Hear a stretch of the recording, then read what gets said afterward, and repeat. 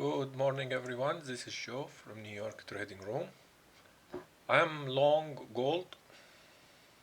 Tonight on Fast, the big show, we are going off the charts. One top technician is laying out the three best-looking stocks to play heading into the new year. We'll bring you those names straight ahead. Plus, a Moderna meltdown. The vaccine maker getting whacked today, but we spotted something in the market that could point to a big turnaround trade. And later on, a crypto coincidence? The one chart that shows Bitcoin could hold the keys to where the market is heading. That's coming up next. We'll explain. Welcome, everyone, to the big show. I am Dominic Chu in for Melissa Lee tonight. Tonight's trader lineup, as you've seen them right there, Guy Adami, Tim Seymour, Steve Grasso, and BK, Brian Kelly. That is your crew tonight. And we start with the mad dash for holiday travel. The airline stocks flying higher with just one full day left before Christmas Eve. And people are starting to flock to the airports and taking to the skies nationwide to get home in time for Christmas. The Transportation Safety Administration screening 1.9 million airline passengers yesterday. That's roughly, by the way, in line with pre-pandemic levels for this time period. The holiday surge is coming even as the Omicron cases skyrocket here in the U.S. But before you wait in those long lines at the airport, many are waiting in long lines at COVID testing centers all across the country. So how is this latest COVID spike impacting the travel trade overall? For that, we turn to Seema Modi, who kicks us off tonight. Seema, with the travel outlook. Yeah, Doms, the spread of Omicron has more Americans canceling international trips and booking travel closer to home. I spoke to the CEO of Kayak, Steve Hafner. He's telling me searches for international trips are down 33% compared to 2019 levels, and that the shift to domestic is even more pronounced in the last few days. He says people are canceling going abroad to travel locally in warm weather locations like Florida and Arizona. Travel agents also sharing that testing is very high on travelers' priority list, so finding the hotels that provide on-site testing or locations where it's easy to get a COVID test to ensure you're not spreading it to family or friends. If travelers are staying domestic, BTIG analysts say names like Expedia and Airbnb will benefit with their vacation rental platforms. You'll see Expedia outperforming this week. And if we turn to the cruise lines, despite news of passengers testing positive on board some of the ships, cruise stocks are up big this week after Carnival's business update, where CEO Arnold Donald said he's only seeing a small spike in cancellations due to Omicron, and that bookings for the second half of 2022 look strong. The company did push back, though, when it will turn a profit due to the ongoing uncertainty around the variant. Dom? All right, Seema Modi with the latest there on the travel outlook. Thank you very much for that. Let's now dive into that big travel trade overall. Steve Grasso, maybe we'll begin with you. As we take a look at what's happening, we are seeing, yes, people want to travel for the holidays. Will they do so? Do you have travel plans, and do you think the rest of America shares your sentiment? I don't have travel plans, but it's not as if I had them and canceled them. I just like to stay home for the holidays and be around family. But I do think I agree with that. If people had international, they now switched it to domestic.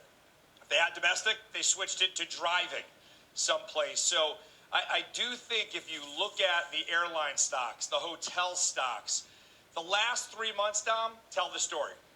You've had airline stocks that have been beaten up aggressively. And then if you look at the last 3 months, that's how you should gauge whether you want to buy a hotel name like a Marriott or a VAC like a Vacation Club Marriott, which is more of the timeshare model. When I look at this, I think people's minds have changed substantively about how they're going to vacation. They don't want to be in a room in a mass hotel anymore. They want to be in more of like the VAC hotel, Vacation Club hotel. And if you look at, as Seema said, around the cruise lines, if you're looking to really get that bounce back, the cruise lines have bounced back pretty impressively, but they're still not back to that 50% retracement for the last 3 months. So for me, if you're looking for a real catch-up trade, it's that. I own personally YOU, Clear Secure. That has not bounced. That looks like we're never going to get back to travel again. So if all of these other areas have bounced, then YOU is due for one as well. So that's an interesting point, that the idea that some trades have outpaced others in this. Brian, I was looking at you, and you were kind of nodding agreement a little bit with some of what Steve just said. Do you feel as though there is still fuel in the tank for certain parts of the travel and leisure trade to come back? And if so, which are the ones that you're trying to play? Is it just the airlines and hotels, or is it live events like Live Nation? Where do you go? Yeah, there's a lot of different ways to play it, and I do agree with Steve that I think, this pandemic, I'm not worried about travel stocks getting hit by the pandemic anymore, because the pandemic will be over when people stop caring. And you look no further than the cruise lines to look at those bookings. People just don't care. People are getting infected, but they're still going on vacation. So I think if I think about pandemic, that is not a part of the analysis anymore with the airlines, especially since Omicron is so contagious, is ripping through the population so fast. We are likely to have herd immunity relatively soon. So that part's over. The only thing that would really hurt the travel industry is some kind of a recession that came along, and that would likely hurt business travel. But if you look at the way that the airlines are trading, they're not telling you that at all. They've bottomed here. They've been very strong. So going into the spring, I think you can buy the airlines. I would stick domestic, if anything, because we don't know what internationally people are going to do. I think there's going to be less international travel. But you look at something like a JetBlue, which even gets some feed-in from international, that chart looks great. I would say, JetBlue, Delta, any of those, you're going to be all right. Isn't that the key, though, Guy Adami? Isn't that the key, that the idea that there's just COVID fatigue? I mean, I'm fatigued. I don't want to think about it anymore. I've been trying to get out and travel some, and admittedly, I have traveled, even internationally, over the last 6 to 9 months. And this idea that maybe we are just due to get back to normal, we really want to go and do that. But I wonder how much of that is already priced in. I mean, this has been a massive run already since the March, April lows of last year. In terms of the airlines, and we've talked about this, we've talked about it a lot, actually. The airlines all topped out in terms of stocks when the news on the vaccines was at its best back in the spring. And you can go back and look. Now, when the news seemingly is back at its worst, and you can take that for what it's worth, these stocks are starting to turn to the upside. I think it's really very bullish for airlines, and I think you can play sort of the downstream place. Airbnb, to me, is cheap here. I know that sounds crazy, but I think Airbnb has a lot of room to the upside. And we have mentioned Expedia quite a few times. Look at the week that stock has had, and that is absolutely poised to take out the recent all-time high of 192. So, I don't know what the future holds. Nobody does, but I'll tell you, the airlines did back in the spring, and I think they do now as well. Tim Seymour, is there a real paradigm shift in kind of what Steve was referring to? Have certain habits for us changed? Am I going to be looking towards Airbnbs for my accommodations more than I had in the past? Am I going to be looking into vacation club rentals? Am I going to be using sites like Vrbo and those other types of sites more than I do, say, Marriott or Hilton or anybody else for a traditional hotel? Well, some of my habits are the same. I've never been on a cruise. I don't see that happening ever. And I think there's some dynamics in terms of how we're vacationing.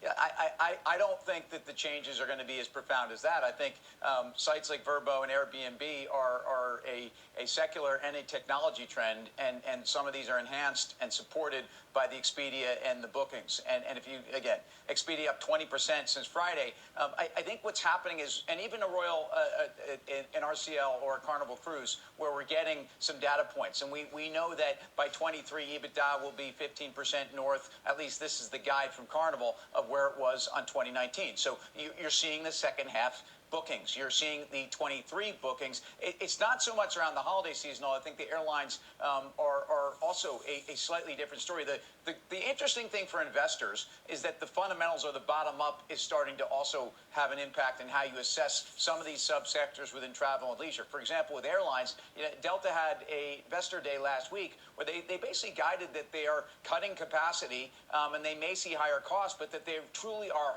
targeting higher yields. So you have a better sense of where these companies are coming out of all of this. We have a better idea of where liquidity is. I think the one place that I believe is most interesting are the casinos. And I've talked about Las Vegas Sands, which has been really a sideways trade since I've identified the opportunity. I think travel mobility is back. I think there's a case where a company is involved in technology. They have assets throughout Southeast Asia, not just in Hong Kong, not just China exposure.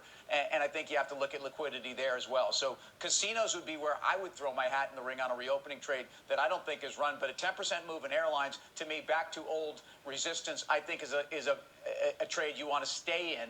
And I actually think we're going to push through there. Tim Seymour, it's almost like you read my mind, because the one thing that we hadn't talked about that much during this kind of round table that we've just had is the casino side of things, and I would argue even the restaurant side of things, like a Darden or a Brinker International or something like that. But I want to kind of get to one last point here, and one that also hasn't really been brought up, and that's the ride share side of things. We're talking Uber and Lyft. Guy, I wonder if I could turn to you on this one. I have actually taken Ubers and Lyfts a handful of times over the course of the last few months here. It seems kind of normal. I'm still back in a mask, but I talk to the drivers that I'm with, and they seem to think like there's no other drivers out there. They're busy as heck because they don't think that there are as many of their colleagues out there driving. Is there a cap to the business that Uber and Lyft could see for taking passengers around? All right, guys. We close the gold trade for 902. It was good trade. So if you are new, we usually trade the gold trade first hour in London for first half hour or 1 hour. Then we trade the forex market the rest of the day. So far this month we did 13,229. Last 3 months we did about 47,600. For the whole year we did about 161,900. For forex market, we did like 34,000 this month, and I'm short New Zealand franc right now and is making money. Now for the whole year we did